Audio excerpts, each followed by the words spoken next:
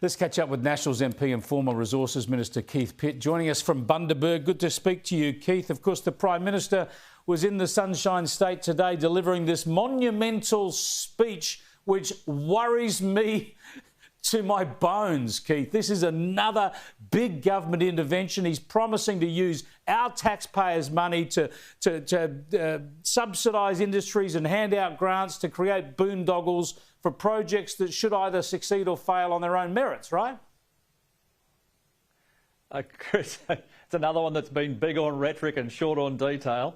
But I tell you what, for every one of your viewers who are working in a galvanising plant or a foundry or a spray painting booth or, in fact, any other manufacturing workshop in this country that's not on Labor's hit list or on the priority list as part of the Green Dream, well, you're in all sorts of trouble because they don't care what your power price is. They don't care about your gas bill. They don't care about what their industrial relations policy from federal Labor does to your business.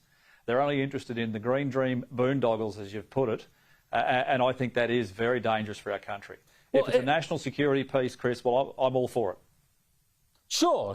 And we all want to be more self-sufficient in this country. But the point here is that the two biggest encumbrances on manufacturing in this country, the two forces that have driven so much manufacturing offshore, are our increasing power costs and unreliability and, of course, the over-regulation of the labour market.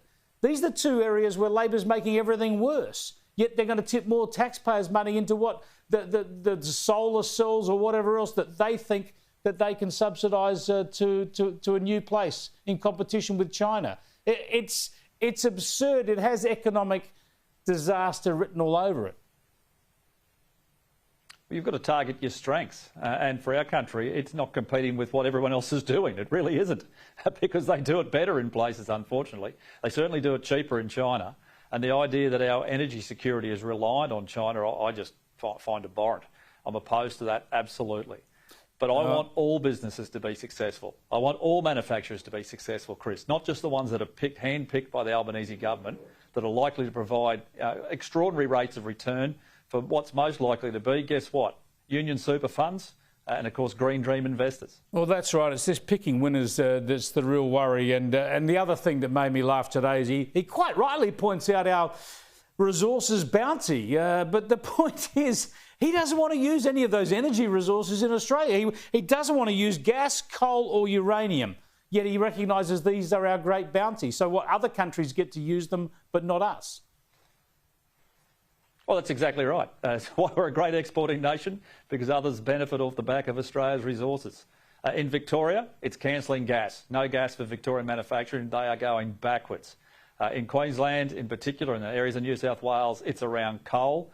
We've seen royalty increases in Queensland that are now the highest taxes in the world on the coal sector.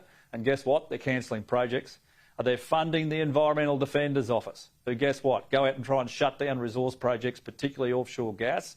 And what are we seeing as an outcome? Well, we're seeing less investment, and we're seeing countries like Japan literally and publicly saying there is now sovereign risk in Australia because the Albanese government cancels things that are already approved. They pull back approvals for projects that are already progressed enormously. Look at what happened with Barossa and Santos. Look at what's going on with Woodside and Scarborough. These are multi-billion-dollar projects that take years to develop, and they have the rug pulled out from under them because there's an idealism inside the federal Labor government, and that is only going to get worse, not better.